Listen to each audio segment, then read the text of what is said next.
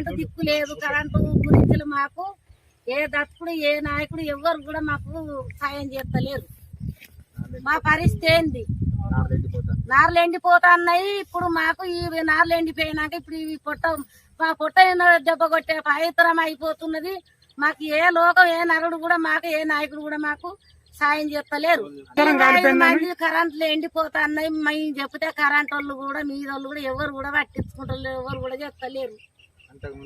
అంత ముందుకు జల్దిన మనకు అది ఏదైనా కానీ కరెంట్ మాకు వేసేటోళ్ళు ఇప్పుడు ఎవరు కూడా మాకు పట్టింపు మాకు చేస్తారు.